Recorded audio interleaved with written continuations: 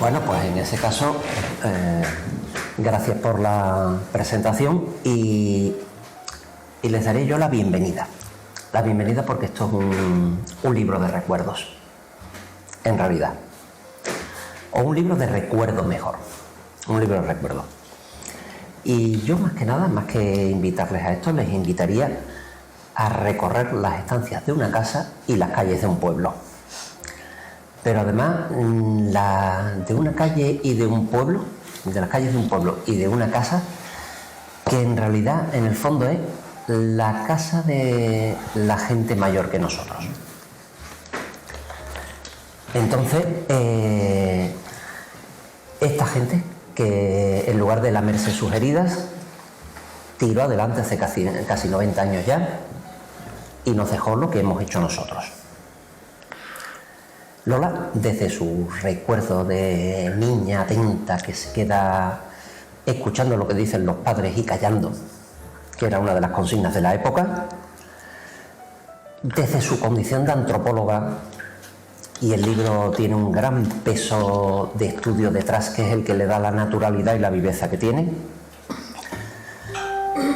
Precisamente su tesis fue sobre los procesos migratorios en la Sierra Sur de Sevilla. Desde su vinculación consciente a esas raíces, nos recrea las vivencias de estas mujeres mayores. Y en la lectura saltaremos de esa casa, la casa de Juan Nene, en la calle Las Cruces de Martín de la Jara, 9 años cuando nace Rosario, su madre, y 9 años después, cuando ella, su madre, presencia y colabora ya por fin como mujercita que empieza a hacer una matanza. Lola, y en este caso es parte de la sinceridad de su trabajo, no se hace una narradora invisible. Ella sale, ella no nos engaña, ella sale y opina. Lo bueno es que deja tan clara su opinión que uno tiene derecho a desarrollar la suya propia. Y lo que hace es dar voz a esas mujeres. En realidad se suma a la tradición oral. Eso de depender exclusivamente de los libros de allá por la mañana. La gente sencilla había vivido siempre de oralidad. Hombre, hoy día vivimos una especie de oralidad mediática un poco peligrosa, porque en ese caso solo se recordaba lo que merecía la pena recordar. Ahora es muy fácil copiar, pegar y reenviar a un montón de gente. Y entonces lo que nos hace es, en este mundo en que lo escrito y la conquista del relato ha acabado con el arte de la narración, ella nos trae una especie de vacuna, y en este caso es el testimonio de la palabra hablada. De hecho, ella evidentemente no pudo estar allí, pero sin embargo, y no juega con la ambigüedad aquella, pero sin embargo transmite un estilo de vida, un estilo de hablar que sí ocurrió, que sí estaba allí y que sí es el que tenemos detrás. Yo no nací en Martín de la Jara. Sí es verdad que tras leer, ellas hablan, yo conecté con Martín de la Jara, yo estaba deseando llegar allí a ver la casa de Juan Nene. Me quedé fascinado por el libro, y me quedé fascinado por el libro por una razón. El libro me recordó a lo que contaban mis padres de sus familias del Viso, del Alcor y de Marchena. En realidad he recuperado un montón de giros de aquella época. El trabajo con el léxico es fantástico, la ambientación es perfecta, está recuperando voces que yo ya tenía archivadas en la memoria. Además con un rigor realmente digno de un filólogo profesional. La ambientación entonces resulta tremendamente verosímil. El uso de giros, el uso de pequeñas historias, que si todos empezamos a preguntar a la gente, que ya nos está faltando en demasiado número, esa gente recordará perfectamente muchas de esas expresiones. Y otras que son muy propias de Martín de la Jara, de las que todos tenemos alguna pequeña copia en nuestra memoria. El pueblo real es Martín de la Jara, pero el pueblo es tan real que recuerda, no ya a pueblos andaluces que los recuerda, sino a pueblos un poquito más lejanos, ¿verdad, Lola? No te piso la anécdota, la cuentas tú. La magia de la narración se la hace todavía más verosímil. Y de hecho, en este caso es un acto de memoria. Ahora que estamos hablando de memorias históricas, es memoria, es historia, y sin embargo no consiste en una sucesión de reproches. Consiste en meternos en aquel mundo e identificarnos con aquello. Uno se siente y se encuentra con que se encuentra sentado a la mesa de la matanza con un grupo de mujeres que vivió intensamente, y vivir en aquel momento significaba sufrir, pero que siguió adelante y que quiso construir un mundo mucho más decente, una Andalucía, una España mucho más decente para la gente que le ha sucedido. Y si nosotros hemos sido en algunos casos bastante ingratos, no quiero decir lo siguiente, que encima no saben lo que fue aquello. Robaré una anécdota de una persona que dijo: este libro lo debería leer toda la gente joven para enterarse lo que fue la vida de hace casi un siglo. Y un siglo es mucho o poco tiempo, dependiendo de eso. Las mujeres del relato, además, son un gran ejemplo de aquel sacrificio que suponía la condición de mujer añadida al entorno rural, a Andalucía, y a no ser de los estratos privilegiados. Si quieres tener alguna palabra más. Bueno, muchas gracias, Jesús. Yo creo ya que con esta presentación, pues ya, si yo hablo algo más, vamos a hacer spoiler, ¿no? Y no va a ser. Bueno, a ver, muchas gracias a todos por estar aquí. Para mí es un placer compartir con vosotros una tarde de tertulia literaria. Bueno, es una tardecilla, ¿no?, que se dice también. Gracias, Fran, por contar con nosotros y por tus palabras también. Y bueno, y os voy a contar, mira, el objetivo que yo tenía cuando yo comencé a escribir esta novela, y como ha dicho Jesús, bueno, yo estudié antropología, yo no estudié literatura. A mí la antropología me ha aportado mucho, pero me robó mucho también, y de lo que me robó era tiempo para leer novelas, porque de siempre me ha gustado leer literatura, pero sobre todo el género novela. Bueno, entonces, como os digo, el objetivo era era hacer un homenaje a mi madre, rendir un tributo a una mujer excepcional, una mujer que marcó cada aspecto de mi existencia. Y os voy a contar una cosa, mira, y viene al hilo incluso de lo que ha ido comentando también Jesús, de lo que los antropólogos llamamos el verbatim, es decir, los diálogos de ella. Y esto, cuando yo finalicé mi licenciatura en Geografía e Historia, bueno, pues es de eso de hace ya bastantes años, pues a mí la Junta de Andalucía me dio una beca de investigación para estudiar precisamente lo que él ha dicho, hacer un estudio sobre los procesos migratorios en la Sierra Sur de Sevilla, en 5 pueblos de la Sierra Sur de Sevilla.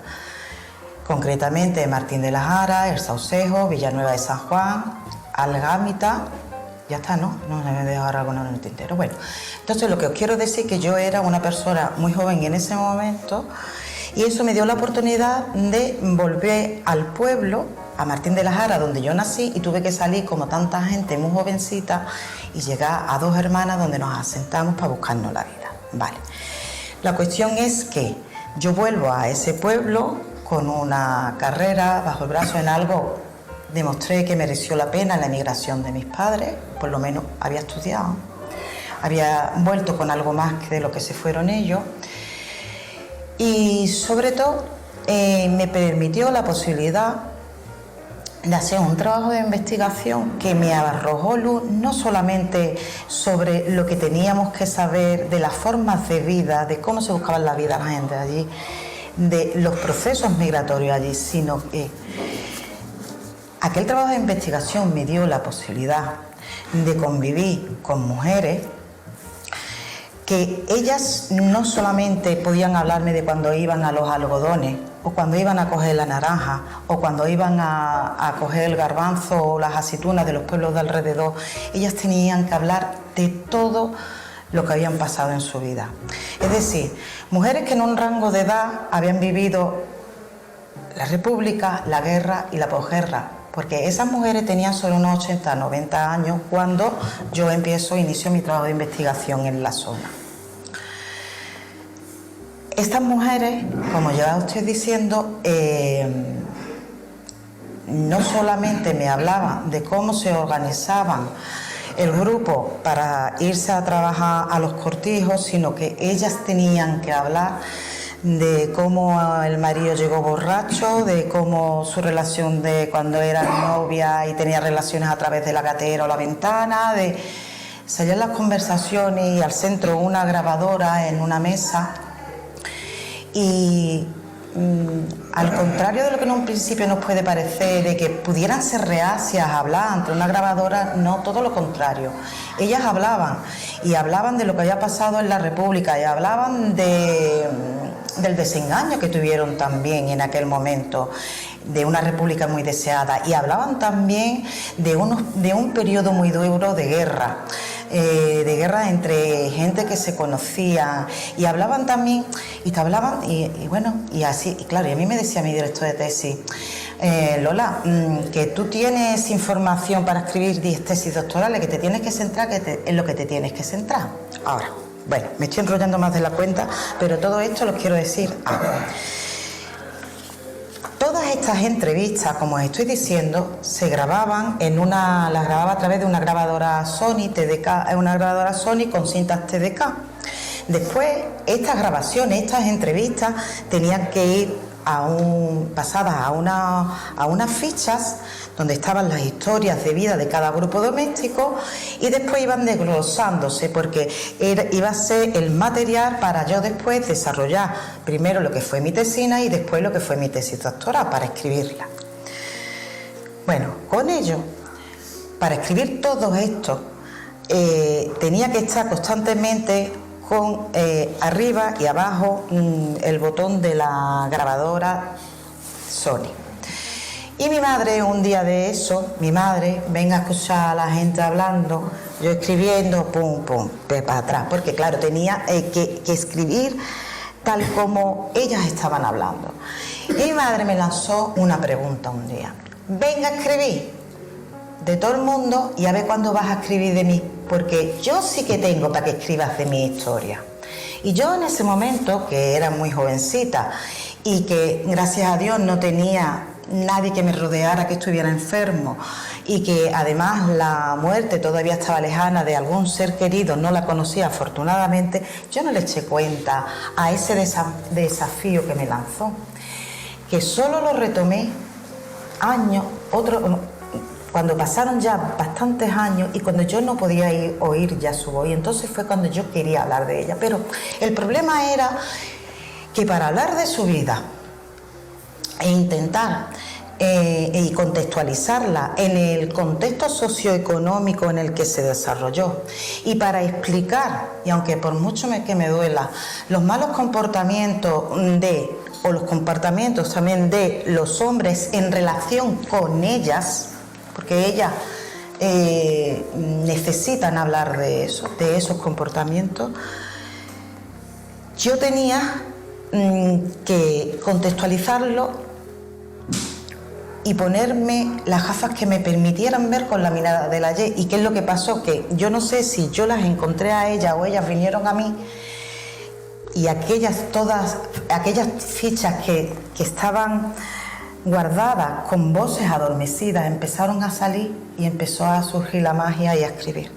Y ellas empezaron a hablar, y conseguí plasmar parte de la vida de mi madre, porque no toda, porque evidentemente sabéis que, bueno, si tú vas a tener que publicar tu libro en literatura y eres un novel, como los que estamos aquí lo sabemos perfectamente, no podemos escribir mucho, es decir, esto no lo tenemos que costear,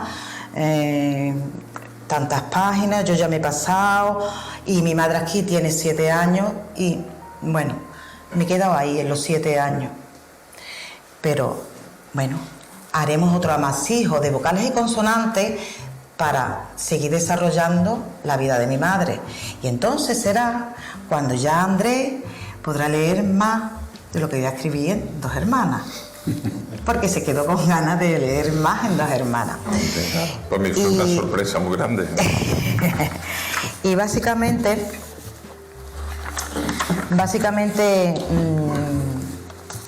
bueno, quería así deciros que yo creo que ha quedado claro que es un libro basado en hechos reales, con testimonios reales. Ellas son reinas sin corona, ellas son reinas en su pobreza. Ellas, a las que la historia oficial las desterró al olvido, aquí en estas páginas retoman las riendas de su vida y son ellas las protagonistas de la historia. Entonces, lo que os digo que comenzó siendo un tributo a mi madre, al final fue un tributo a estas mujeres que nos dieron lecciones de vida de cómo entre ellas se organizaban para afrontar lo que hoy se le llama la resiliencia. Eso, qué cosa más difícil.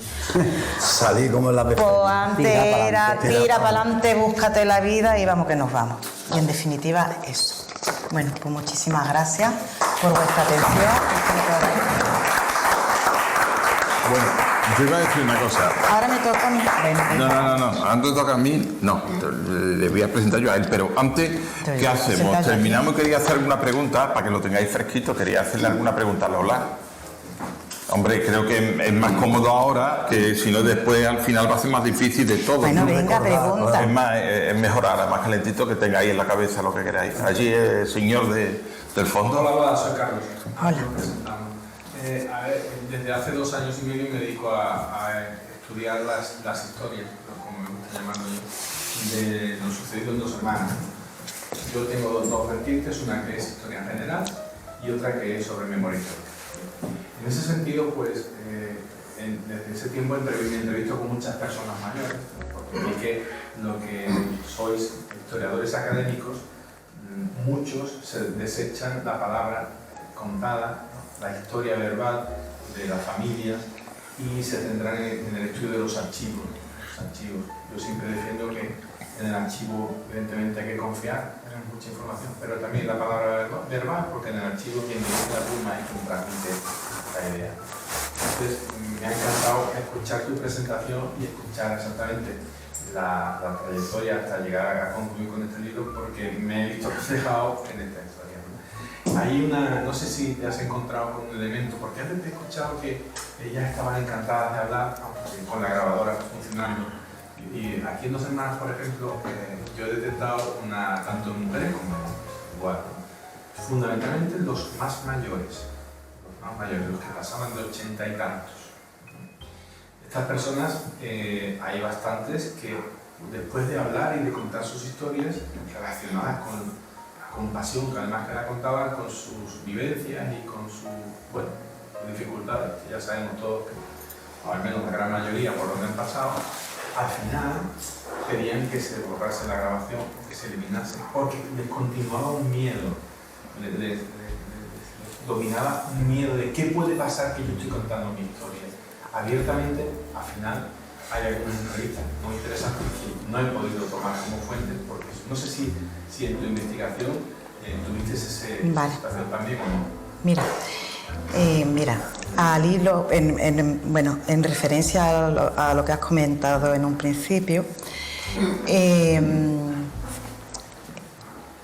como has dicho, hay historiadores que se van a los archivos, lo suyo, yo opino, que para llegar al conocimiento que te acerque lo máximo posible a los modos de vida de la gente, no se debe de desterrar ninguna fuente, tanto los archivos como lo que hemos estado hablando, el verbatim, porque el verbatim y las formas de hablar de los protagonistas es la forma en la que podemos conocer sus mundos y sus formas de saber y de estar en ese mundo. Y al hilo de lo que me estabas comentando, si yo me he encontrado en mi investigación que fueran reacios a la grabadora pues, y a las charlas, mira, te puedo decir que coincidió, por ejemplo, con grupos de mujeres, que a las mujeres, hombre, te comento que yo era una persona joven y que ellas eran personas mayores, a las que les costaba trabajo, y más, vamos a ponernos en la década ya de los 80 y algo, todavía costaba mucho trabajo hablar, no sé, de violencia de género. Bueno, eso ni se conocía qué era aquello, ¿no? Porque yo no recuerdo haberlo estudiado como asignatura de antropología, ni contenido, ni nada de eso. Fíjate lo que te estoy diciendo. Pero sí es cierto que, bueno, a lo que te estaba diciendo, había otra chica que ella estaba estudiando psicología y ella quería que le hablaran, necesitaba que le hablaran del tema de las relaciones sexuales como eran en aquellos momentos. Y esta muchacha pues no consiguió información. Yo sí conseguí información de muchas cosas, y ya os estoy comentando que no solamente de los procesos migratorios, sino de todo lo que ellas quisieran comentarme y hablar, no solamente una tarde, sino 2 tardes, 3 tardes, convivir con ellas y hacer cosas con ellas. Es decir, hacerme uno más del grupo, uno más de ellos o de ellas, porque si no difícilmente te pueden hablar. Yo te puedo comentar y no encontré que fueran reacios a la grabadora, todo lo contrario. En el caso de ellas, que por favor, que sus luchas quedaran escritas para que no quedaran en el olvido. Entonces, en ese aspecto, yo no he encontrado que fueran reacios. Después, por ejemplo, pues claro, eso también, haciendo trabajo de investigación en el Saucejo, recuerdo que un día hice 3 entrevistas y me tuve que, bueno, vamos a decirlo así, disfrazar, por así decir. Primero, de una niña muy buena que va a entrevistar y que viene de Sevilla al señorito cacique del Saucejo. Y ten cuidadito, Lola, que no te vean mucho los que van a coger el autobús para irse a la vendimia, porque si no, el otro es que no te va a hablar, si te va a estar viendo en relación. Bueno, pues ahora disfrázate de trabajadora y por último, porque en el Saucejo hay una parte de la población gitana que no tienen unas relaciones, como si pasa en Martín de la Jara, que hay pocos problemas, no están integrados. Y entonces, bueno, pues sí me decían también, la gente de esa calle no te van a hablar, bueno, también tuve poca dificultad porque, bueno, yo llevaba mi pelito largo, muy morenita y demás, y la faldita larga, y era más gitana que ellos, con lo cual pues también me llevaban 3, pero aquella noche, digo, 3 entrevistas ya ni una vez más, santo normal, porque eran 3 personas diferentes. Y, bueno, pero ya me estoy enrollando más de la cuenta. Está bien, hombre. No, está bien la anécdota, está bien, está muy bien la anécdota. ¿Quiero contar historias de la posguerra? ¿Eso ha detectado algo? No, ¿verdad? No. Y yo sé que lo hay, yo sé que lo había, pero ¿sabes lo que...? Yo sé que lo había, ese miedo, yo sé que lo había, pero yo no lo viví ni con ellas ni con ellos. La clave la estaba ella diciendo que se convirtió en una masa, que no hizo eso de entrevistadora investigadora, sino que estaba en su pueblo. Bueno, en mi pueblo en Martín de la Jara, pero en el Saucejo, en Villanueva, no me conocía. Pero era tu pueblo también, quiero decir que tú venías de ahí al lado, y tú lo decías seguramente, y tú estabas integrada, disfrazándose, como dice ella, pero con... En fin, creando otro tipo de relación que no es la del investigador que va a preguntar, pero esa empatía o esa confianza. Exacto. Yo quería preguntar, porque vamos, me ha sorprendido todo. Pablo Guedes y Alma. Ah, hombre, tengo que venderlo. Mira, ¿Qué hijo? lo que no entendí es que entonces va a haber una especie de segunda, tercera parte de ese libro, ¿no? Sí. Claro, porque en principio, aunque un homenaje a tu madre, lo tiene reflejado tu madre, o si has dicho a los 7 años, son los 7 años, pero han metido a Mira, una serie de mujeres con la experiencia de una serie de mujeres en Sí. el mismo libro. Y lo segundo, también llevaba mucho tiempo, muchos años, trabajando el tema de la recuperación de la memoria democrática, la memoria histórica y tal. Hay bastantes libros que se están escribiendo, incluso el último que presentamos, creo que fue de Teresa Maqueda, ¿no? Teresa Maqueda, Sí. Paqui Maqueda, perdón, querida mía, no sé si lo conoce, pero es un Querida mía, libro sí. de mujeres que no se hablan, y ella nos contó una cosa muy similar a lo que tú acabas de contar, a la hora de reflejar la vivencia de cómo se encontró ella, pues, que no había ese problema que tienen tanto país e instituciones como país con personas, porque aquí nunca se ha hablado, no se podía hablar, o existía el miedo, todavía existe, ¿no? en hablar de ciertas temáticas, ¿no? Entonces me resulta curioso cómo lo has planteado tú, y bueno, iremos viendo primero tu libro y luego a ver lo que vas a seguir haciendo, dependiendo de cómo me guste te compre el siguiente.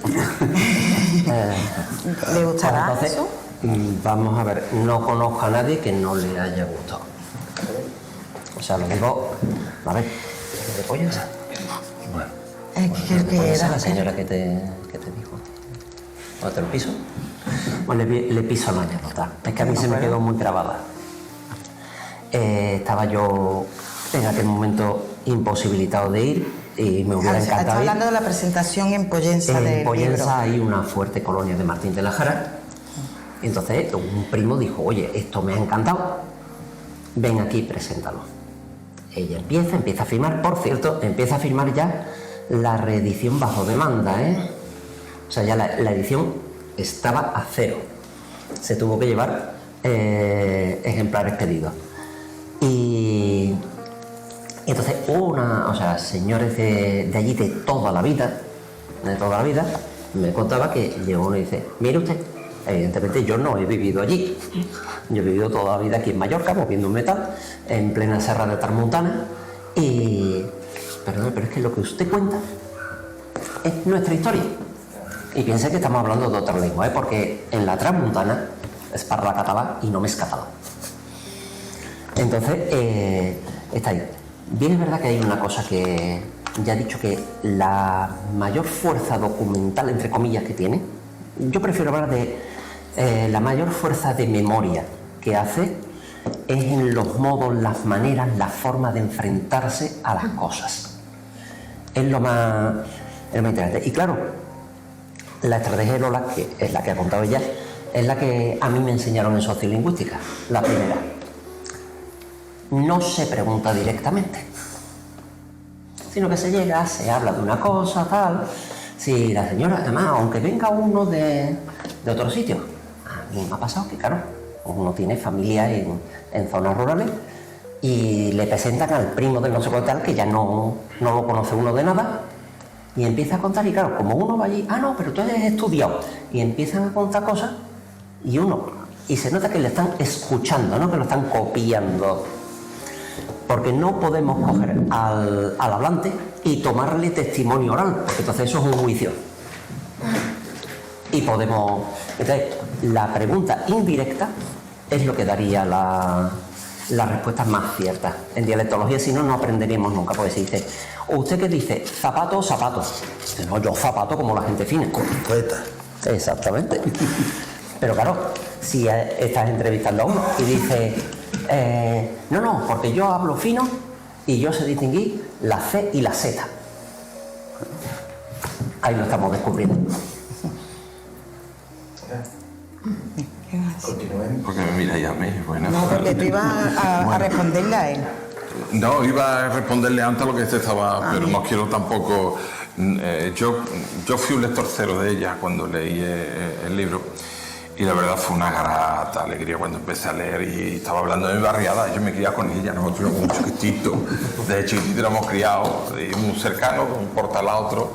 Entonces pues me vino a la imaginación, volví a esos tiempos y me acordé de esas personas y me encantó todo eso. Pero ya luego ya se fue Martín de la Jara y ya no volvió. Leí todo y me gustó mucho, pero me quedé con esa cosita y se los dije. Entiendo que, claro, ahora con la parte esta ya va a ser. Ya con la parte ya vas a... Contará. Sí. Volvemos a las torres. Claro, más sorpresa. Bueno. Pues ya hemos... Yo creo que sí. Venga, Lola. Ya. Pues ahora me toca a mí presentar a este señor, el que está allí al fondo, a la derecha. No es su lugar normalmente, eso de decir que está a la derecha, os digo que no es su lugar en absoluto. Usted lo tenía a la izquierda, pues entonces está más contento por eso, ¿vale? Porque estamos hablando de un poeta, de un escritor, de alguien que le tengo mucho respeto y le tengo, la verdad, admiración, porque cuando de casualidad me llamó por teléfono un día, ¿esto es la asociación de Al-Nazar? Sí. No, es que, y solamente hablar con él me transmitía un buen rollo, una sensación, digo, vaya este hombre, ¿no? Y ya nada más que con esa primera charla ya hubo algo ahí que luego ya lo conocí. Me llamó mucho la atención cuando vino y él traía su poesía. Nos enfadamos, entre comillas, Bueno, por una cosa, porque no es por nada, es que nosotros aquí, cada uno tenemos un carácter, y está claro. Y muchas veces para ayudarnos, que yo lo hacemos, pues hablamos, oye, pues puedes hacer esto, y cada uno lo coge de una manera, yo creo que lo cogió perfectamente también, como él lo estaba diciendo eso, pero no nos conocíamos tampoco tanto eso. Pero el arte que ha tenido ha sido increíble. Lo que ha crecido a mí me ha fascinado, ¿eh? Tenía un primer libro de poesía, este es su tercero, que estamos hablando que ya son 3, en cuestión de muy poquito tiempo, no sé si 3 años. 3 años, o sea, este también va corriendo, aquel muchacho. Tiene una edad ya bastante respetable también. Y tiene un ahínco y un tesón para defender sus ideologías, sus ideas, porque aquí, como lo veis, aquí algunos señores, yo te puedo asegurar que el libro te va a encantar, porque es reivindicativo de tela, en el sentido de que me parece muy bien y me encantaría yo defender de la manera que él defiende sus ideales. Así que os puedo decir, no sé qué más decir de Francisco, ya, Andrés, es mi compañero, bien. llevamos ya unos cuantos de años que estamos pues juntitos y haciendo muchas cosas en común, y la verdad os digo que es un libro realmente para leerlo. Es poesía, son poemarios, los 3. Yo al principio, os juro que le compré el primero, digo, yo lo voy a comprar, pero intenté leerlo y decía yo, pues, no, pero después fui a una presentación, tuve que coger el libro y leérmelo entero, porque me encantó la presentación, cómo lo habían leído uno, lo habían leído otras personas, digo, coño, ¿eso está ahí dentro? Pues mira, yo no lo leí de esa manera, entonces yo creo que todo, tanto la música como la lectura, aparte de que no es estupendo porque nos culturiza de alguna forma, tiene su momento.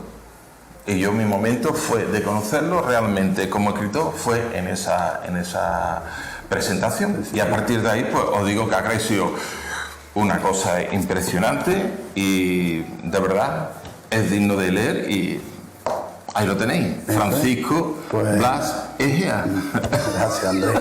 Mi libro habla de montones de vertientes, habla casi de todo, podríamos decir, porque está basado en cosas que yo veo que no me parecen que están bien. Si no están bien, yo lo quiero comentar, y para que llegue más al público, al lector, pues trato de hacerlo en poesía, que ya me cuesta, pero se puede, pues yo lo hago.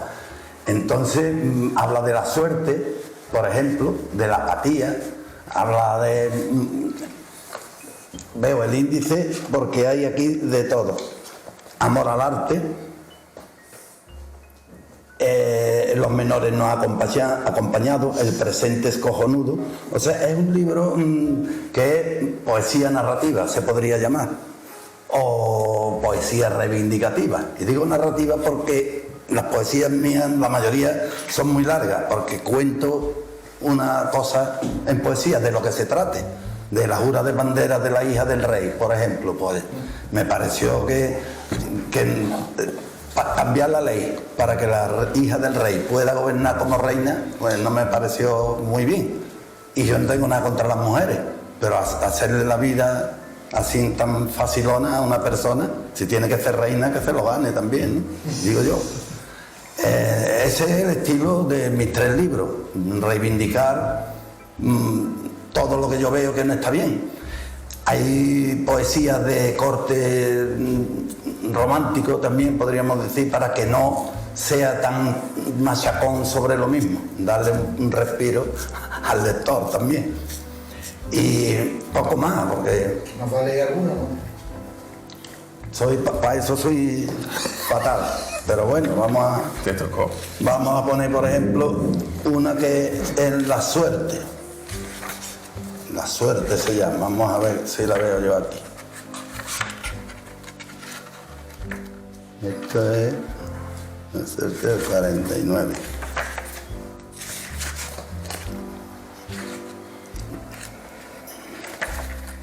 Verá que me va a costar trabajo encontrarla, ¿eh? Esta es. Yo creo que la suerte no hay que esperarla debajo de una higuera con la boca abierta, que te caiga la breva, esperar eso, la suerte esa Eso es difícil. eso Que la sería musa una me breva. pille. Eso es una breva. Eso Que es te una caiga. Que me pille es una trabajando, breva. ¿no? Claro. Entonces yo opino que hay que apretar un poquito a la suerte y de ahí saqué esta poesía.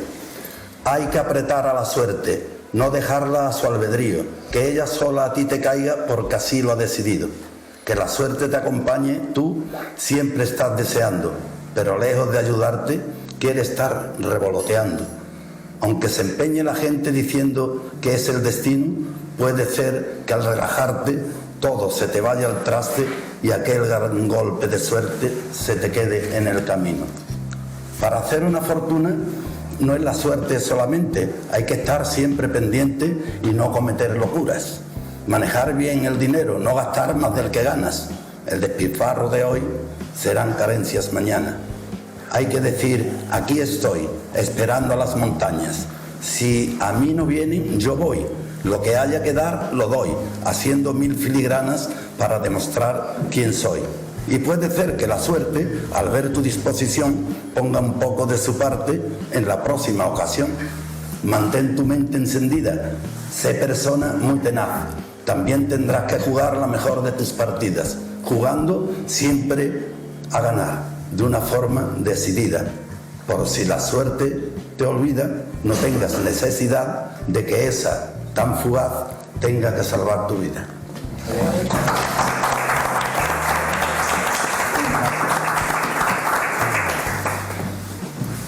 Bueno, pues a mí no hacerme decir mucha poesía que se me pone la boca seca, sí. El respeto que le tengo a la gente, porque a los lectores, a los posibles lectores, ya me acostumbraré poco a poco. Bueno, pues Algo más que te quedas ahí. yo poco más, yo aquí me quedo, ¿eh? No, preguntita. Entonces te vamos a preguntar, hombre, vas a terminar tú pronto. Es verdad. Ahí, venga.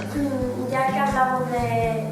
Has empezado hablando de la reina, la manera en la que le han permitido que Sí, en su momento pueda ser de reina, y que te ha parecido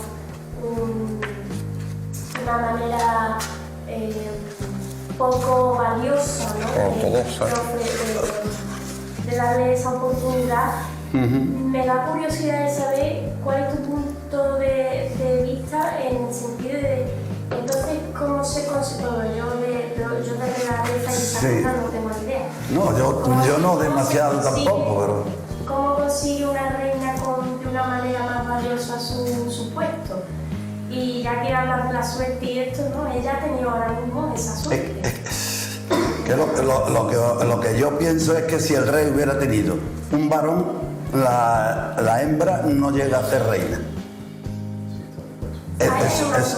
Eso ya está ahí, claro que hay una suerte.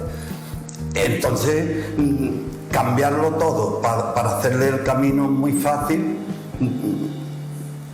yo no lo veo bien. Se puede, bueno, yo estoy a favor totalmente de que las mujeres ocupen todos los puestos que tengan que ocupar, pero yo en principio no estoy de acuerdo ni con la corona, pero de la manera esta, pues muy descarado, vamos a cambiar para que... ¿Cómo se consigue, cómo es la manera correcta para ti? La manera correcta para mi forma de ver es que se votara, que fuera un jefe de Estado, no una reina, sea hembra o sea varón, sin discriminación ninguna. Ese es mi punto de vista. Ahora, como la realeza, esto de que las mujeres no han podido ser reinas en ningún tiempo de la historia, nada más que hasta esta jura de bandera, que se ha preparado así, eso es lo que yo veo que no. Perdón, Sí, y yo sí. pregunto, si hubiese sido hombre, también sería fácil, ¿no? De hombre ya de por sí ya ha sido fácil siempre, porque va con la sangre. Ahí es donde yo veo el quid de la cuestión. Yo es que no veo diferencia con todo Ya. que no es que, Ya. pero es que si para ella ha sido fácil, para Más todavía. un hombre hubiese sido igualmente. Claro, es que yo no estoy de acuerdo con los Borbones, es que, por ejemplo, Es que sí. y ya partimos de esa base. Claro. Es que tendría que ser un jefe de Estado y ya no había que haber cambiado leyes ninguna. Usted es hembra y usted puede gobernar igual que un hombre.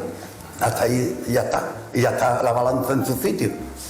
Que seguimos así, pues vamos a tener machismo siempre. Que no porque cambie la ley ya... Si hubiera nacido un varón o si todavía le nace, yo casi te aseguro, porque son jóvenes todavía, que ya no es ella la que va a gobernar. Eso es lo que yo quiero encauzar. Que no es que yo esté discriminando que porque por ella, sino la forma de actuar. Aquí para poder gobernar, si no he tenido varones, esta va a gobernar. Y no están mirando por ella realmente, están mirando por la corona. Ese es el debate que yo planteo, vamos. No es porque le hagan ningún favor a la mujer, al contrario, no se le ayuda así. Como se ayuda es vamos a votarla. Y si la gente queremos de verdad corona y la queremos porque es muy guapa y está muy bien preparada, pues para adelante. Ese es mi punto de vista, que puedo estar equivocado y yo sé que a la mitad de las personas no les va a gustar esta manera de pensar, pero a otra mitad sí. Y ya está, hasta ahí. Gracias. Yo creo que se ha quedado claro eso, ¿no? Es su opinión. Eso es.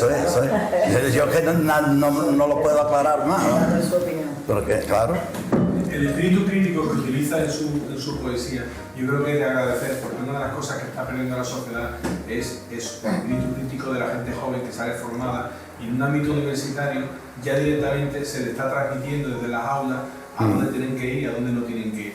Cuando no les deja abierto, no se les faculta a la gente joven con actividades suficientes claro. en el mundo político, porque parece que hablar de la palabra política asusta a mucha gente, a muchos colectivos, no se les está facultando ese ánimo de criticidad que cada uno trae en su ser desde que nace hasta que se hace posible portador de una opinión, y esas opiniones se van tergiversando.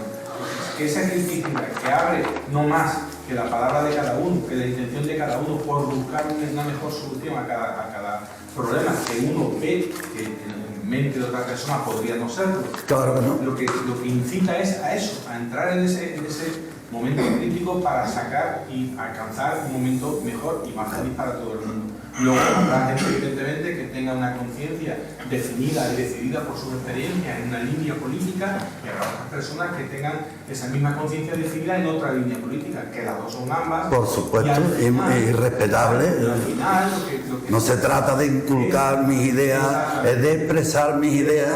Exacto. Y casi todas mis poesías son reivindicando algo que yo no lo veo bien. Y no quiere decir que esto sea palabra de rey en este caso, que no.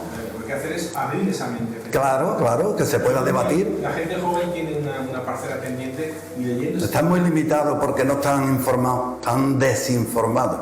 Lamentablemente hay algunas herramientas que nos están cerrando las posibilidades mentales, pero bueno, ya eso todo es. Así es. Yo creo que se ha visto claro ver solamente una frase sobre una cierta persona a crear un pequeño debate rápido ahí. Si yo leyera más, podíamos pegar aquí una noche. Mi pregunta eso. ¿Tu forma de pensar te ha acarreado problemas o incidencias? Todavía no se conoce bien lo que yo escribo y no crea mucho debate. Que crea algún debate a los pocos sitios que voy. Cuando el libro tenga más difusión, este y los otros dos. Es posible que el debate, es posible que no me llamen en ningún sitio. Crea problemas, si no se crea problemas, mejor no. Claro, pero eso lo tengo yo asimilado del primer libro. Está claro. Eso lo tengo yo asumido, vamos, no hay problema. Claro. Bueno, yo quería apuntar una cosa también al respecto de este debate. Yo creo que te he entendido perfectamente, ¿no? Yo creo que en su discurso, cuando él ha planteado el tema de la reina, tal, no hay un tema machista ni mucho menos. O sea, aunque se pueda tomar por ahí, pero no creo que vaya por ahí.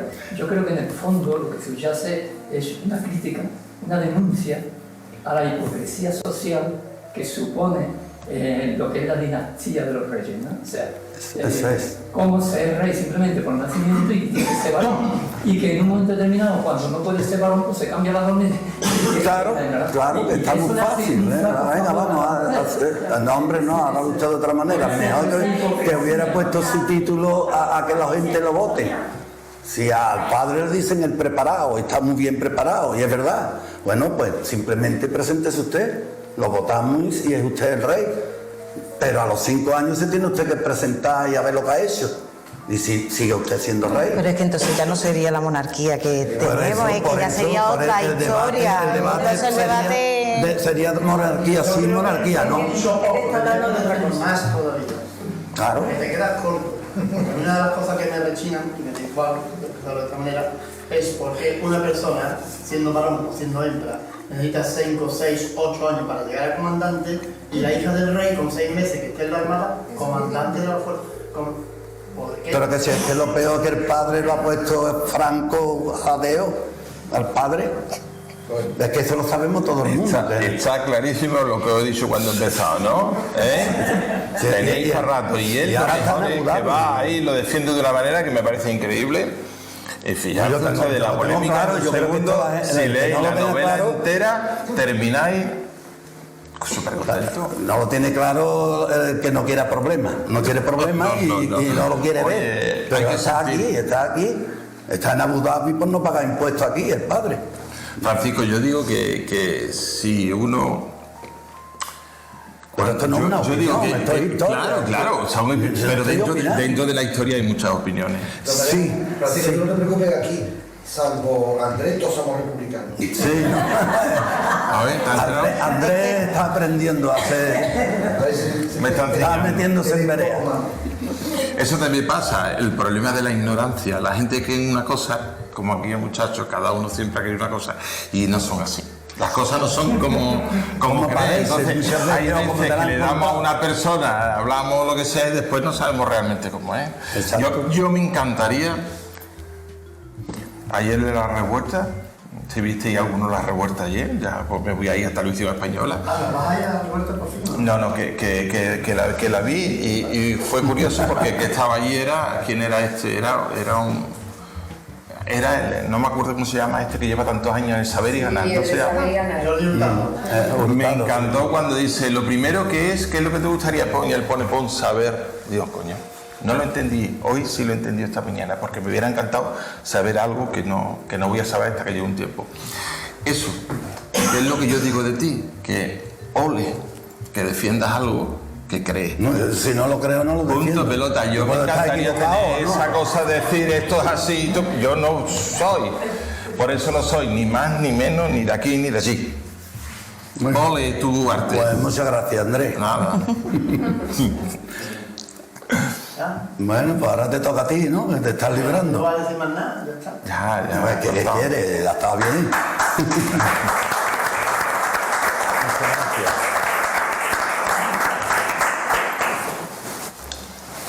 ¿Y ahora el turno de Andrés? Que le iba a presentar a Francisco. No me va a presentar ella. Al final yo. Sí, sí. Si tú lo estás diciendo el tono de Andrés, ya pues, ella me conoce, verá, es igual, o me viera da igual, pero ya... Bueno, ellos llevan conviviendo... ¿Se conocéis de antes, ustedes? Sí, hombre, porque nos hemos criado juntos. Por eso. Y bueno, y él ha escuchado también los sonidos de la sirena de la fábrica de lata y que tenemos que salir los niños por pata corriendo a los colegios, y ¿verdad? Bueno,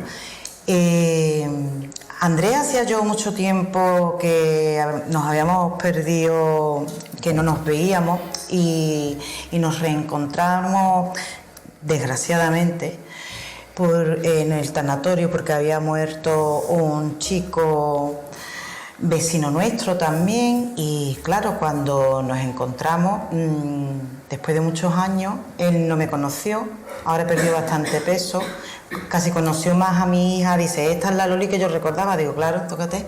Y ahí vamos, Andrés. Yo también tengo mis años ya de Eso es, total, que hacía mucho tiempo que no nos veíamos, y en ese momento le conté pues, nos pusimos un poco al día, y le conté, pues mira, Andrés, estoy aquí intentando sacar una novela, esto, lo otro, y ya empezamos a charlar, y me sorprendió muy gratamente, porque yo sabía que independientemente de que Andrés hubiera tenido un periodo de aprendizaje en una universidad o en un instituto, independientemente de eso lo hubiera hecho o no, me sorprendió que él también estuviera escribiendo.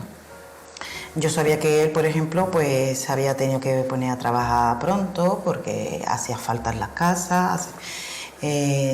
Recuerdo perfectamente a su padre que vendía lo más grande de las papeletas, el hombre que se quedó cuando se quedó sin el brazo, a su madre, a su hermana, que en paz descanse.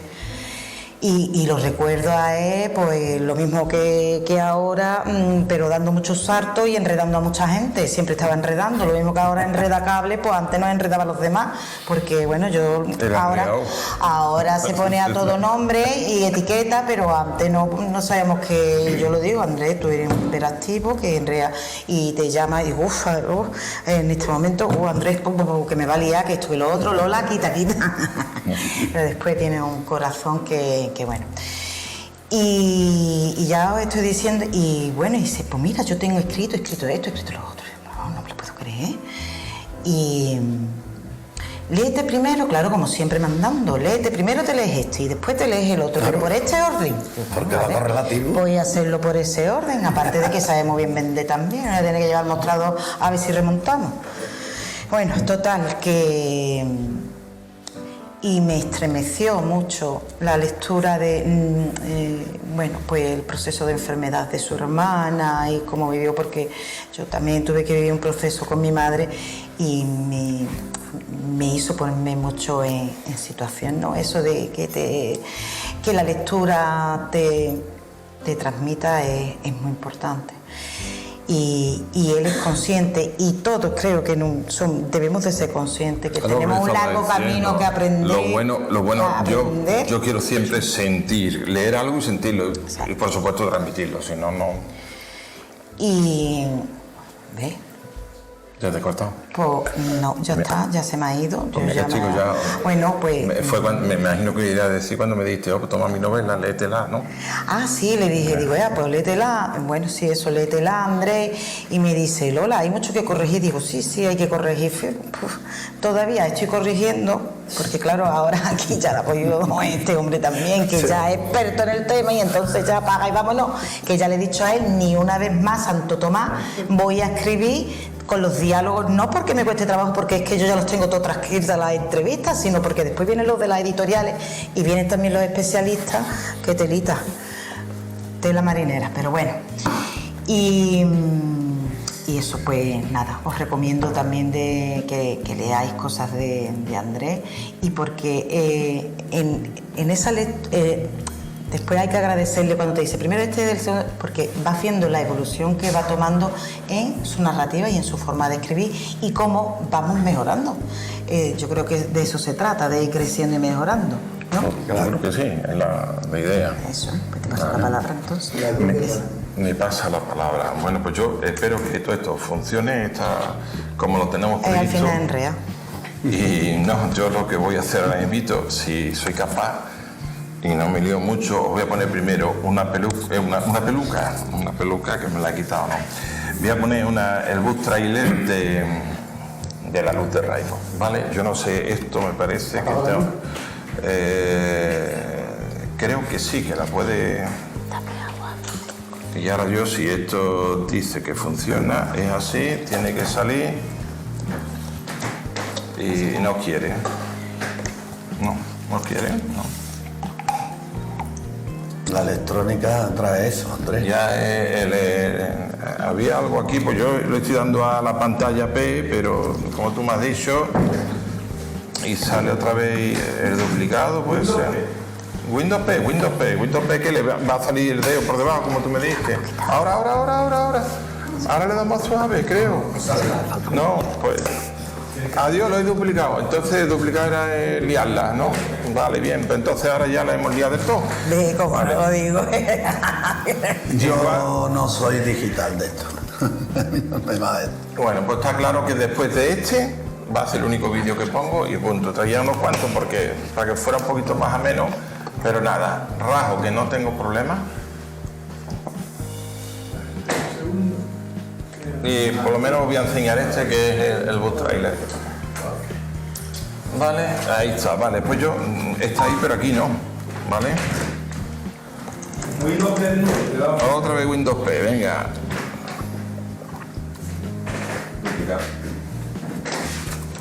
Que le estoy dando Windows P, ahí está, pero a ver aquí, a ver. Ole, venga, a ver si de aquí soy capaz. Oh, qué difícil esto, venga. Ahí va. ¿Reproducir multimedia? Sí. Pues si soy capaz de llegar. A ver. Dale 2 veces, tiqui. Venga.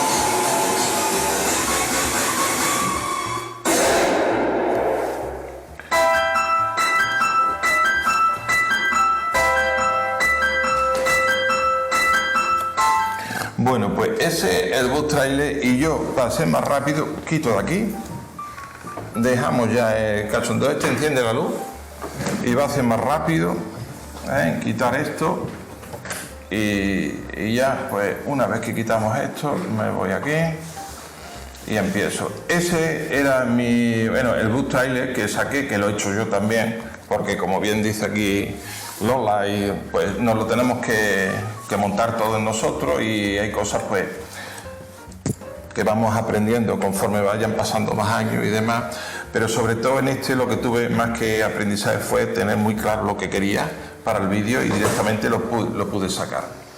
Bien, pues entonces yo voy a empezar y os voy a hablar un poquito de mí y nada, sobre todo quiero comenzar, dándoles las gracias por estar aquí esta tarde y deciros que la escritura ha sido mi refugio, mi herramienta más poderosa para seguir adelante. No escribo con mapas ni planes rígidos, sino como un escritor de brújula. Sé dónde empieza y sé dónde termina la historia, pero dejo que fluya y me sorprenda. A veces los personajes secundarios cobran vida propia y transforman la trama, lo que me permite escribir con libertad y autenticidad. En mi vida atravesé una crisis profunda marcada por la depresión, un enemigo silencioso. Con ayuda de amigos, especialistas y libros, fui reencontrándome. Un gran profesional me enseñó a ver la vida de otro color, incluso siendo daltónico, que lo soy. Y mira, pues estoy viendo de otra manera. Y me cambió la forma de mirar la realidad. Yo ya, yo llevo también, antes de este libro, había sacado el primero que estaba diciendo Lola, que es El Sigue Caminando, en el cual es mi primer libro donde me atreví a ser protagonista de mi propia historia, por primera vez. Hablo de problemas que había tenido, entonces es un poco de autoayuda, pero es un libro realmente que os puedo decir que es el libro que ha hecho que yo siga escribiendo. ¿Por qué? Porque ha sido un libro que lo han leído mucha gente cercana a mí y también de fuera, y cuando me llamaban, me ha ayudado tu libro, y yo decía, ¿cómo es esto? Entonces, con tantos comentarios me convencí de que eso que había hecho ayudaba a la gente. Para mí eso era esencial. Entonces, de hecho, ayudar a la gente era fantástico. Y entonces eso empezó a sacar. De ahí saqué el segundo libro. Pero como el primero era un libro que te entra, que normalmente te hace llorar, pero te hace llorar de desahogo, no de una forma triste, bueno, triste entre comillas, no, pero te desahoga, te vacía un poco de cosas malas que tenemos dentro. Entonces el segundo, inmediatamente al poco tiempo se me ocurrió La familia elegida, los amigos, ¿no? Y era una celebración a la amistad, en plan ya un poquito ya más de humor y algo muy cercano. También era como mi vida, ¿no? En los bares de mi barriada pues escribí eso. Luego hice la segunda parte, que por eso le decía este y este, del fragmento, se llamaba Fragmento del diario de Carlos, porque Carlos es el protagonista de la primera novela. Y es un ejercicio que ahí, pues, había cosas que se me habían quedado, heridas que no había cerrado y las tenía pendientes y las quise soltar en fragmentos. Y luego vino otra que fue Celeste, la heroína que hay en ti, una novela protagonizada por una mujer, pero que también era espejo de mis vivencias. En conclusión, os diré que la escritura se convirtió en un viaje interior, un modo de recuperar recuerdos olvidados y reconocerme como héroe de mis propias batallas. En mi nueva novela, La luz de Raymond, esta que habéis visto en el trailer, es una obra que me atreví a salir de mi zona de confort. Deshice el puzzle emocional que ya conocía y lo mezclé con piezas nuevas, explorando horizontes distintos y manteniendo siempre un valor esencial, la unidad familiar. Algunos lectores dicen que no parece escrita por mí, aunque en realidad refleja más que nunca quién soy. En esta novela mi estilo narrativo ha sido un poco más preciso en tiempo y en espacio. Tuve mucho tiempo intentando para que me vinieran bien los vuelos, los sitios, la fecha donde estaba, algo que me sorprendió muchísimo y a la vez me encantó, ¿vale? Porque eso tiene mucho la luz de Raymond. Con diálogos ágiles, cercanos y ocurrentes, salpicados de expresiones en distintos idiomas, que al parecer, pues os puedo decir que ha gustado bastante. Esta es mi segunda. Bueno, tengo la segunda, pero tenía estos que me lo han devuelto de una y digo, mira, pues voy a traerlos con las llavecitas y demás. Y la verdad es que va gustando bastante y la gente pues me están hablando muy bien y de todo eso. Dentro del contexto también se me ocurrió meter los datos del Mundial de Qatar, que yo no soy muy de fútbol, pero coincidía, fue casualidad que en el 2022 lo puse como telón de fondo, que le ha dado más emoción y más chispa a la historia. Aunque hay poco, pero las partes que hay están bien en su sitio, en su lugar, ¿no? Raymond es un viajero que recorre el mundo adulado por las imágenes y escenarios emblemáticos que acompañan su recorrido, donde conocerá a otra persona que la acompañará por este viaje de ensueño, que le ha montado su tío abuelo por su herencia, y en ese transcurso irá conociendo de verdad quién es. Se dará cuenta que su abuelo lo conocía mucho más que él. Ahora iba a poner otro vídeo, pero no lo pongo. Seguimos. En ese vídeo también, aparte de esas ciudades también, como he dicho, porque el vídeo que era de ciudades por donde recorre, estamos hablando de San Francisco, Los Ángeles, Argentina, era en Buenos Aires, en La Paz, en Helsinki, en Tokio, Dos Hermanos. Bueno, mira, esto es una sorpresa para el que soy de aquí, pero también, oye, ¿por qué no va a estar? Es una gran ciudad también como la demás. Pero como no podía hacer de otra manera, la gastronomía también tiene su lugar. Me apasiona la cocina y en esta novela me permití compartir esa pasión con ustedes, donde las carnes a la brasa y otras exquisiteces de la cocina de Argentina, el plato paceño de Bolivia y, como no, las delicias japonesas como el tobiko, el thai o la salsa teriyaki, que en este caso y con estas delicias me inventé una receta muy especial, el Sexy Sushi, una receta erótica y afrodisíaca que os invito a probar. Os aseguro que vais a repetir. La luz de Raimo es una historia con cierta verdad que te intriga y con una sensualidad desbordante. No evito en ningún momento los encuentros amorosos, los describo con un lenguaje picante, pero espero que delicado.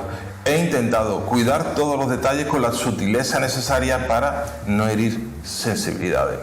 Os dejo un vídeo, iba a poner un mini audio, pero no lo voy a poner, que es un mini audio donde me corta todo rollo un poco aquí, pero fue un mini audio que yo tengo, que estará en las redes, y empieza un poquito del tema de digamos, la primera vez que entre los protagonistas hay un besito, por ponerlo así, lo voy a dejar ahí para seguir. Y os aseguro que esa llama que enciende ese besito entre los dos, medio en broma, medio en serio, alcanzará tal temperatura que terminará por quemarlos, sin que dejen de echarle más leña al fuego de la pasión. No se pierdan su bella y tórrida historia de amor. Después de un romántico y azaroso periplo internacional lleno de incertidumbres y miedo, Raymond y Daniela descubren que la solución al enigma que les ha hecho cruzar el mundo de parte a parte está en... Bueno, voy a parar ya, ¿no? Sí, porque yo creo que voy a parar porque si no voy a hacer spoiler. No voy a contar, digo no. Al final no va a tener que comprar, no me vaya a comprar novela, entonces con lo cual la dejo ahí, pues picaros, espero haberos picado un poco y aunque... Tranquilo, quedan muchos secretos ocultos y os puedo decir que es una novela que está gustando por la trama, por la estoy metiendo ahora por TikTok, la herramienta que estoy utilizando, que no sabemos, que intentamos ahora mismo nosotros, que nos sabe un poquito lejos esto, pero mira, los TikTokers, los Instagramers que le he mandado novelas, pues la verdad que está dando un resultado muy bueno. Bueno, yo creo que es la hora también de despedirme y yo para despedirme me gustaría deciros que creo que el poder de la escritura para unirnos, para sanar y para querernos, que hay que aprender de lo vivido, quedarse con lo mejor de cada etapa. Y gracias por estar aquí, por escucharme y por acompañarme en este viaje que empezó como una forma de sanar y terminó convirtiéndose en una forma de vivir. Ahora, aunque no me dedique plenamente a ello, pero sí le echo muchísimo tiempo, porque os puedo decir que escribir ahora mismito es lo más. Lo más, como que tengo ya otra historia y como que hace 2 o 3 días pues me tuve que levantar a las 4 de la mañana y ya tengo claro cuál será la siguiente, ¿vale? Tenía 20, ¿no? Pero sabía que iba a surgir así, como tenía que surgir. Así que les diré que para terminar es una novela que se lee del tirón, y si les apetece participar en esta intrigante aventura, mientras viajan por el mundo, bien acompañados y sin hacer colas en los aeropuertos, les aconsejo que la lean. No les dejará indiferente. La luz de Raimo no es solo una novela, es una invitación a mirar hacia adentro y atreverse a sentir, a viajar con el corazón abierto. Si algo he aprendido en este camino es que escribir no solo transforma, al que lo hace también puede tocar a quien lo lee. Así que si alguna vez sienten que tienen algo que contar, háganlo. No importa si no es perfecto, como la gente mayor que estabas diciendo eso. Muchas veces eso es una de las cosas esenciales que nos pasa al que va a escribir la primera novela, nos da un pánico tremendo el que tú vas a hacer algo y vas a herir y conozco todavía también compañeros nuestros que la primera novela que la han escrito, igual que yo la escribí porque mi primera novela era en un cuaderno grande a lápiz y claro, todo lo que puse allí no está puesto. ¿Por qué? No es fidedigna por el tema de no herir a nadie, porque cada uno vemos las cosas de una manera. También, como he dicho antes, muchas veces no sabemos la vivencia de esa persona, no sabemos lo que lo está viviendo él, de qué forma, entonces somos un poquito ignorantes en ese tema y no nos podemos meter. Entonces es una cosa que da un pánico tremendo, por lo menos a mí. Pero bueno, ya lo he soltado. Yo creo que conforme voy pasando los años, más me da igual de todo, pero dentro de ciertos aspectos. Así que si alguna vez siente que tienes algo que contar, hágalo, no importa si no es perfecto, lo importante es que sea verdadero. Porque cuando compartimos nuestras luces y nuestras sombras nos volvemos más humanos, más cercanos y quizás un poco más libres. Cada uno de nosotros es único y eso, lejos de ser una debilidad, nos hace auténticos y un poco más sabio. Gracias de corazón y recuerden, sigan caminando y si pueden ser acompañados, muchísimo mejor. Nada, yo solamente agradecer al centro, entre mis compañeros y yo, al Centro Cultural Ateneo por dejarnos estas instalaciones, por estar aquí esta tarde con ustedes aquí. Espero que lo hayáis pasado bien. Gracias a Fran por tu presentación, por esta colaboración, por dejarnos este espacio.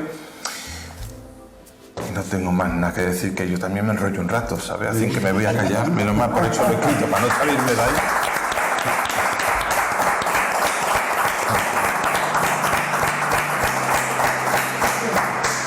Muy bien. Una curiosidad. Sí. El nombre de Raymond, ¿por qué? ¿Lo has elegido al azar, por sonoridad o esconde algo detrás de ese nombre? Esconde mucho. Más. Espérate. Te voy a hacer un poquito de spoiler, ¿vale? No, un poquito, Un poquito. A ver. A ver. Uy, así no va, pero bueno, sí.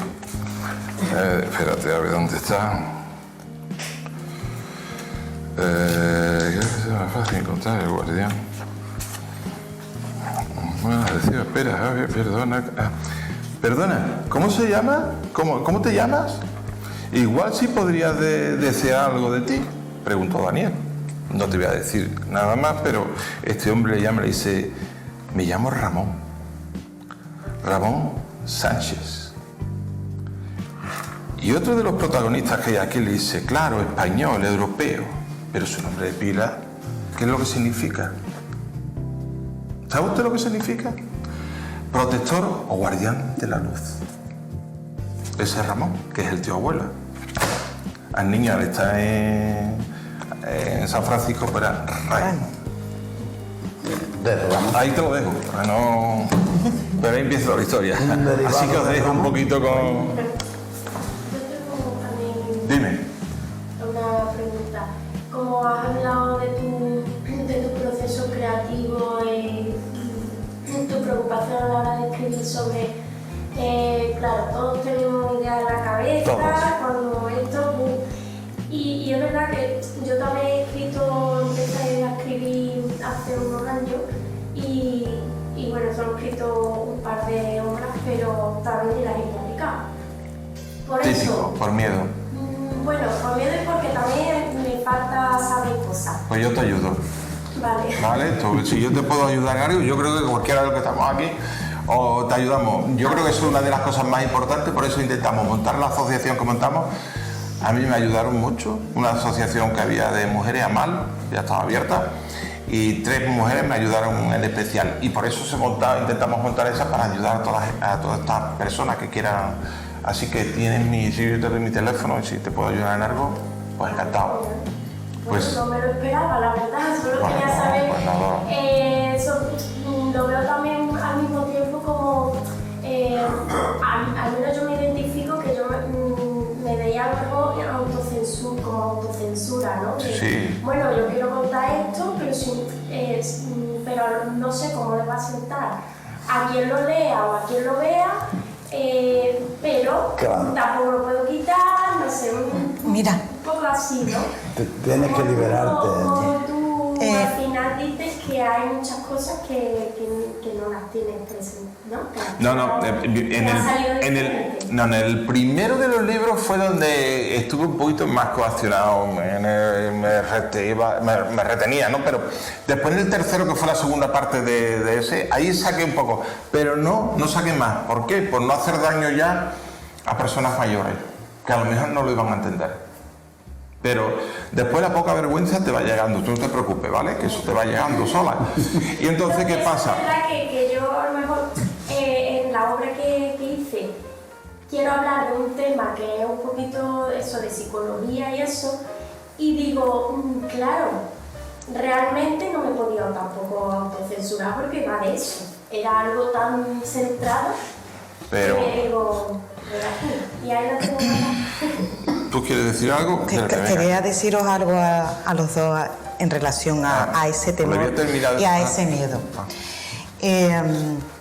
Y bueno, y como decía mi madre, todo va con la edad. Eres muy joven, cuando seas más mayor tendrás menos vergüenza. Todo no van a ser arrugas, algo bueno tiene que tener la edad. Bueno, pues lo que te quería comentar.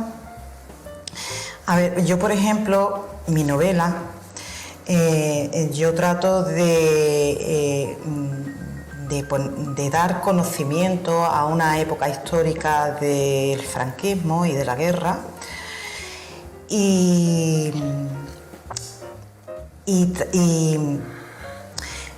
dar conocimiento a la vez que irvanarlo con la vida de seres queridos míos que unos pueden salir mejor o peor parados.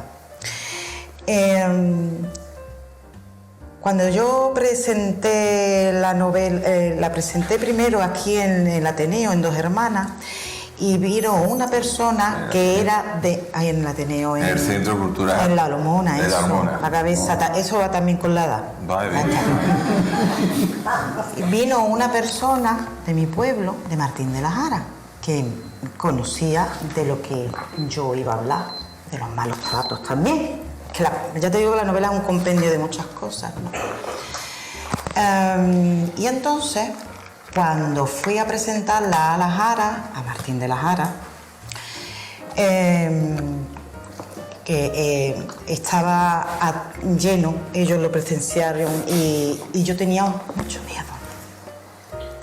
Pero yo tenía que hacer mención a la verdad de lo que había pasado.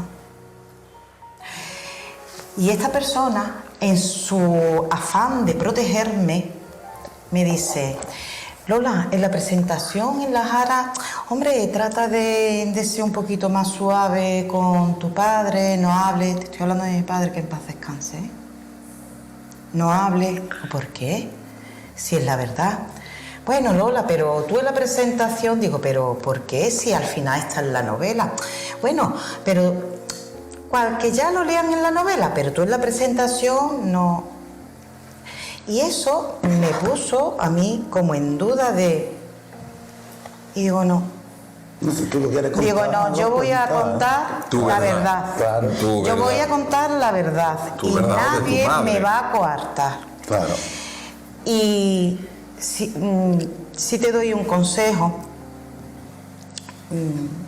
Miguel Delibes, un escritor al que yo admiro profundamente, porque si te lees, os habéis leído El Rey Destronado o El Camino, es que... y decía que, bueno, que escribir de lo que se sabe es lo mejor que se puede hacer o de lo que se conoce. Pues quizás sí. Si tú escribes de lo que tú sabes o de lo que tú conoces, pues puedas conseguir un resultado. Que vas a tener miedo, sí, siempre vas a tener miedo, por supuesto. Además, perfectamente yo puedo disfrazar el nombre de una persona, del cacique del pueblo, que se quedaba con las tierras de la gente cuando no podían pagar el préstamo que le habían dado, el dinero que le habían dado para recoger la cosecha. ¿Qué pasa? Se quedaba con el préstamo. La gente del pueblo perfectamente, aunque yo le cambie el nombre, va a identificarlo. Pero bueno, a mí no me va a poder denunciar, porque yo el nombre le he cambiado. Puedes utilizar técnicas, herramientas, pero al final tienes que ser valiente y tirar con tu verdad. Cueste lo que cueste. Mira. Y tú vas con la edad. Yo te voy a decir también, contestarte un momento a ella también. Cuando saqué en el primer libro, en el Sigue Caminando, me invitaron a la radio. Me invitó un amigo, fui a Radio Sevilla. Yo entonces pues estaba más verde bastante, ¿no? Y fue gracioso cuando me pregunta uno y dice, yo estaba ahí parándome, pero él estaba escuchando, pero de buena primera sacó y dice, tú lo que cuentas, ¿tú no te sientes que estás engañando a la gente? ¿Tienes el síndrome del impostor? Y le miré y dije, yo estoy hablando de mi vida. En mi vida tengo un colante, estoy más que aprobado y quién sabe mejor que yo mi vida, ¿no? O sea, mi vida, a mí nadie me va a decir cómo yo he vivido mi vida. Entonces yo en eso estaba tranquilo, yo podía escribir lo que yo quisiera. ¿Por qué? Porque lo que estaba hablando es de lo que yo he vivido, lo que sabía que yo había vivido. Que fuera o no fuera como yo lo he vivido, eso ya no es cosa mía, ahí no llego yo. Pero sí es verdad que me ha dado mucho pánico luego salirme, porque cuando yo he escrito mis primeras novelas eran cosas mías, era un poquito de autovivencia, autoficción, como yo decía, porque le metía un poquito de ficción, algunos nombres cambiaban, bueno, cambié mucho. Y luego el cuarto lo hice de una amiga, pero de varias amigas que me habían hablado, fue cuando hice Celeste, hice otra historia. Y en este caso, es que ya me solté la merena, y digo, ya ahora voy a hacer lo que a mí me dé la gana. Entonces, hoy tenemos la suerte de que tenemos a San Google, ¿vale? Entonces, no tenemos que ir como antes, tenías que desplazarte de un sitio a otro, demás. Entonces, tú te metes ahí, vas metiendo cositas ahí, y ya te digo que el trabajo de investigación que hice fue espectacular, pero a la vez fue fantástico. Y tú, lo que hayas estudiado, que yo no he estudiado nada, yo tengo mi graduado, no tengo, pero sí he hecho mis tallercitos de literatura, la cual poquito a poco yo he visto como yo mismo iba creciendo, yo he visto como yo mismo conforme escribía, bueno, porque siempre te pasa una cosa desde antes hasta ahora, que escribes algo, luego lo recoges, lo miras otra vez y dices, ¿de dónde ha salido esto? Esto lo he escrito yo. Son momentos que tenemos, ¿vale? Y tú tienes que ser fiel a tus ideas, a lo que tú quieras. Porque tú cuando escribas, igual que le decía mucho a él, lo que sea, tú cuando escribas tienes que hacer. Tienes que decir lo que quieras, lo que tú quieras. Claro, lo que tú quieras. Entonces, lo que tú quieras transmitir. No vale. Que está bien, que está mal, eso es independientemente de quien lo lea. Algunos, como García contigo y habrá otros que no están de acuerdo contigo. Y dicen lo que pienssan. Muchas veces lo que piensas no es lo que debes de decir, pero si lo quieres decir, lo tienes que decir y defenderlo y se ha acabado. Y que entiendo con las que escribir, consecuencias que tenga que tener. Claro, te da pánico, pero que luego es lo que estaba diciendo. Si tú quieres ser tú, claro. Ya está. No, si mira, han sentado y han condenado al fiscal general del Estado, fuera de todo orden posible. ¿Está? Venga, Fran, te has contestado un poco entre todos más o menos, pues. Que de ese valor, Lo que pasa es que mientras antes lo hagan mejor. El miedo escénico se va perdiendo conforme va haciendo obras de teatro, pero en el caso de la escritura, el miedo escénico lo pierde conforme va escribiendo. Yo sé que tú escribes para ti, y a partir de ese momento yo también escribo. Sí, así empezamos, escribimos. Pero al final, cuando a mí me da vergüenza enseñar lo que yo escribo, lo han leído un poca gente, ese es el miedo escénico. Nunca he querido enseñarlo, ni he pensado publicarlo. No, pasa casi todo al principio. Efectivamente, entonces yo sí creo en la verdad, en que hay que plantear lo que tú has escrito. Eso es importante porque si no eres un impostor. Tuve el privilegio de conocer a Antonio Gala, un tío sin fronteras, sin tapujos, sin cortapisas, decía lo que pensaba, no solamente en su poesía, sino en sus artículos, las cosas que menos. Pero es que la vida real también era así. Le da igual decirle al que sea. Las conversaciones que tenía con esos Quinteros son inmejorables. La obra que escribí, muchas veces el personaje es también a veces antítesis de lo que yo pienso. Tú vas a estar. Poniendo lo contrario como una ironía, como. Tú vas a estar siempre. Poniendo un personaje de cosas que a lo mejor a mí no me gustan y las pongo ahí. Y no es que sea yo lo que yo pienso. Pero tú vas a estar siempre de tu vida, lo que tú has vivido, la vas a plasmar en lo que hagas, sí o no, seguro. Mira, en la presentación me dijeron, claro, como las otras eran de autoficción, eran cosas que me habían pasado, me decían, ¿qué hay en la luz de Raymond de ti? Digo, mucho y nada, o sea, si me entiendes, ojalá yo tuviera algo de Raymond, pudiera dar esa vuelta y todo lo que ya me entenderéis cuando lo leáis, os vais a reír mucho y lo vais a pasar muy bien. Yo tengo un ángel de la guarda que hablo con él. Pues fíjate cada uno. En mi obra. Y pasa eso que tú dices. Si queréis contestarlo. Bueno, el que mejor te ha definido, al final es quien te ha presentado, sino Lola que te conoce mejor. Sí. Claro. Y le ha dicho así, casi nadie lo ha escuchado, que tú eres un gran comercial. Bueno, me he criado de comercial siempre. Sí, no me lo has dicho, pero yo lo he dicho, hostia, para todo, porque es verdad que eres capaz de de vender el alma al diablo.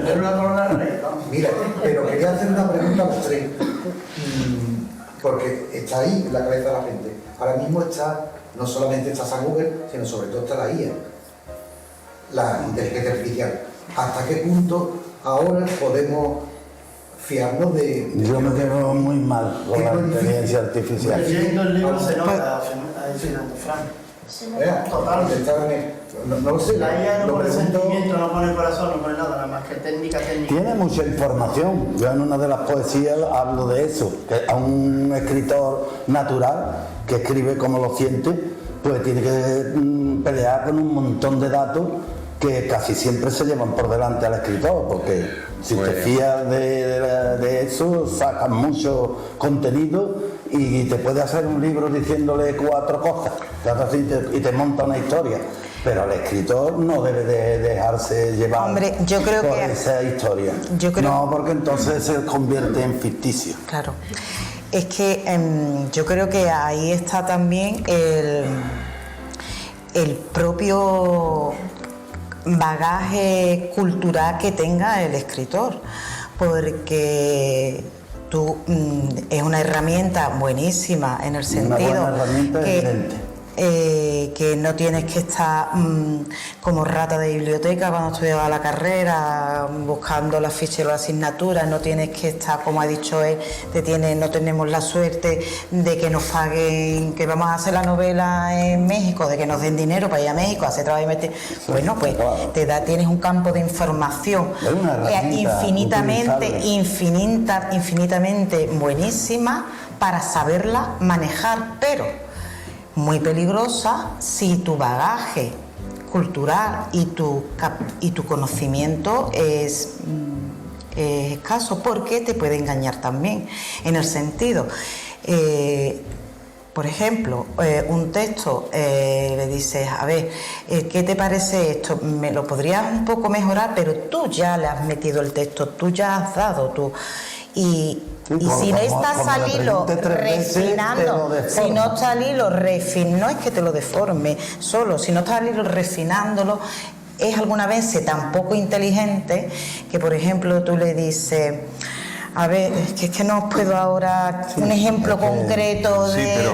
Y le dices, no, pero es que, perdona, te has equivocado, gracias por recordármelo, gracias. Claro, entonces,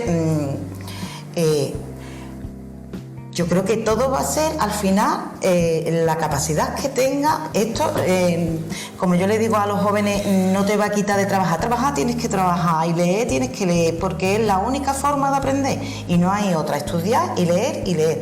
Lee en formato papel, lee en formato digital, lee en lo que sea, pero al final es la lectura para tú tener las herramientas y para tener el conocimiento. Bueno, yo lo que puedo decir de la IA, que la IA es el futuro, que la IA es presente, en el tema de la escritura es presente.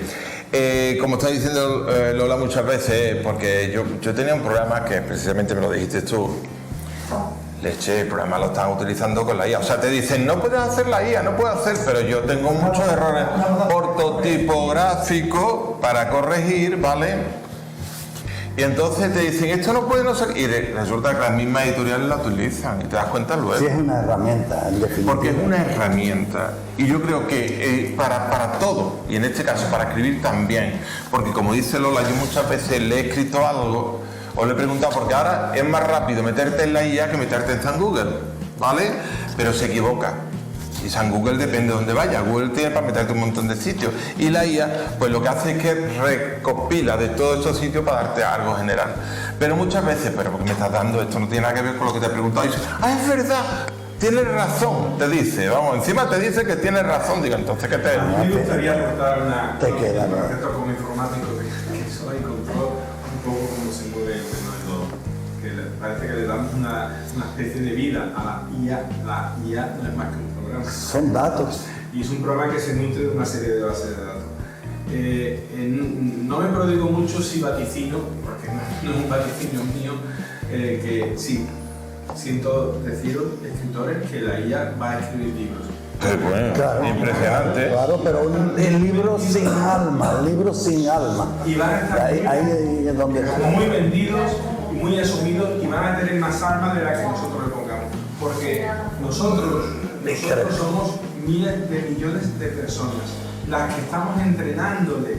Le estamos dando Todo, le estamos dando nuestra información, ahí iba yo. Conocimiento, nuestra vivencia. Eso es, Tiene la sí. capacidad de ese programa, porque las máquinas donde corren tienen esa capacidad hoy. De saber qué necesitamos. Valorar en un solo nanosegundo lo que nosotros no podemos valorar, que solamente valoramos nuestras experiencias únicas. Entonces, Y es de ¿qué millones. podemos aportar nosotros como escritores, como creadores? Porque lo que falta en el mundo hoy y mañana faltará más son los creadores, los creativos. Y en esa fase de creación en la que la IA nunca podrá alcanzar. Nunca podrá alcanzar la capacidad que tenemos nosotros de crear, de asumir una historia e inventar su personaje y sus interacciones y tal. No en vano los guionistas de Hollywood se llevaron más de un año en huelga, porque hay películas que ya estaban haciendo los programas IAS, ¿no? Pero ¿qué ocurre? Que esos programas, creo que lo dijo Fran, no sé si lo has dicho tú, a mí me he quedado con el detalle, esos programas se nutren de qué? Se nutrían de los diálogos de las películas que ya existían, es decir, de su entrenamiento, no pueden sacarse de la caja. La IA se basa, como estás diciendo, en las necesidades de las personas y como tú dices, habrá más de un título que saldrá, porque la IA en un momento sabe las necesidades que tiene el mundo, cuál es el estilo que más se lleva, cuál es... Y pum, te saca el libro cuando quiera. Sí, hay una cosa que yo invito a hacer, a analizar, porque todos hemos leído una serie de libros, todos hemos visto una serie de películas, una serie de series, ¿no? Porque ahora se pusieron las series, ¿no? Que son las historias más largas, cortadas. Pero no, si os dais cuenta es que hay los pilares de la Tierra, ¿no? Los pilares de la Tierra no es más que una novela, entre comillas, y sin despreciar a nadie, sudamericana, pero cogida en un papel concreto, ¿no? En el que hay unos caracteres, pero es una novela, es un novelón sudamericano. Te van a otra serie de super éxitos que no son más que eso. ¿Tú qué has cogido como comercial y bueno que eres? Pues has cogido las ciudades referentes mundiales. Has cogido el evento del fútbol porque es un referente mundial y arrastra mucha gente. Y ahí has implantado tu historia.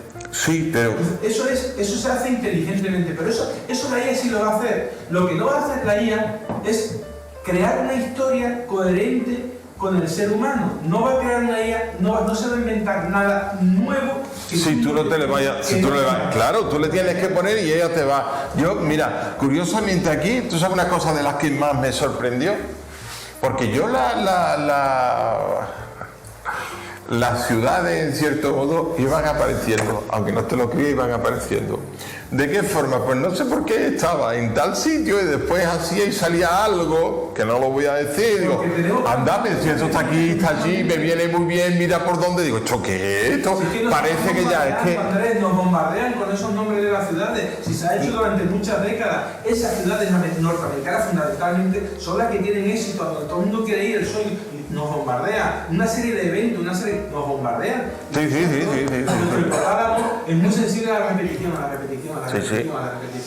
Totalmente. Pero que bueno, que aparte nosotros como creativos, no hablo de nosotros, sino de todo en general, nuestra mente de alguna forma muchas veces, como te digo, que yo estoy seguro que a lo mejor uno dice que le pasa o no, pero cuando escribo, yo en especial cuando escribo, por eso digo que cada uno tiene una historia, yo también digo que todos los seres humanos tienen una historia, más bonita, más fea, más como quiera, pero sí es verdad que es impresionante y por eso yo soy de brújula, yo no planifico un poco la historia, me gustaría hacerla porque de hecho algunas las he empezado, pero luego me he salido tan de madre. Yo he cogido por ejemplo una persona en Celeste, para que os haga una idea, ¿no? Había un personaje que era vecina de una de las protagonistas. Era vecina y iba un momento que iba al hospital y no tenía nada que ver. Pero en ese transcurso me invitan a mí a Marruecos, al consulado de Marruecos. Me siento tan agradecido allí del trato, de todo eso. Y la persona que me invitó, desgraciadamente, Dalila no está. Ha muerto hace unos meses. Y le dije, tengo que fíjate qué cosa más curiosa, yo no he caído en eso, estaba a la muerte. Le digo, te tengo que inmortalizar, le dije yo a ella, de esta palabra, le digo, te tengo que ver, y dice, no, tienes que hacer esta palabra, me dijo ella, dice, tienes que poner esta, que se llama Aisha. De nuestra, y tenéis la novela completa, a meterla y explotarme la novela, todo, y una historia, y ella es una base esencial de la historia. Con esto lo que te quiero decir, que eso creo que no lo hace la IA, eso lo tenemos nosotros, pero sí es verdad que con el tiempo, como tú bien estás diciendo, todos esos datos que le vamos dando, pues está claro que va a salir el bestseller, no, todas las veces tendrá que salir. Y unas veces, como bien dices, se ve si tiene corazón o no tiene alma, como tú estás diciendo, pero te voy a decir una cosa, amigo mío, los robots van a tener alma también. Y bueno, yo creo que sí. Van a simular que tienen alma. No, yo creo que el futuro muchas veces nos adelantamos, pero... Y que alcance el número de iteraciones que podemos alcanzar nosotros, que están estimados en 2 teras, ¿verdad? Y esto está ya por peta, o sea, está por millones de teras. En el momento que alcance ese número de iteraciones, tiene mucho más alma que una persona. Nosotros no podemos... Pero no se va a llamar alma, se va a llamar, va a tener otro nombre, pero la va a tener, y a lo mejor más potente. Diferenciar. Si tú estás hablando con tu hijo con bueno, sí. o si estás hablando con un robot. ¿No? Tú sabes que tu hijo está en Madrid y tú hablas con él a través de WhatsApp y está bien, pero después de que la IA ha estado escuchándote un año todas tus conversaciones y te ha estado escuchando a ti y a ella y vuestras interacciones con vuestra familia, bueno, tú quitas a tu hija y pones a ella y tú ya no le... Entonces eso va a afectar a la creación. Pero no va a tener sentimiento. Bueno, no va a tener sentimientos. Sentimientos no. Tenemos que cortar, ¿no? La que está diciendo ya, que esto se nos está yendo. Bueno, todavía se nota. Alguno querría estacionar y llega a casa. Bueno, pues nada, pues gracias. Quien quiera ahora firmar, quien quiera, vamos, comprarle los libros y que los firme, pues el momento. Por nada. Agradeceros muy bien. el venido y deciros que hemos estado acompañados aquí unas 200 personas, gracias a la transmisión de Antonio, a los hermanos digital, como está sirviendo. Venga, nos vemos, Fran. Lo que es la tertulia. Así que muchas gracias y seguiremos. Pues muy bien. Pues, gracias. gracias.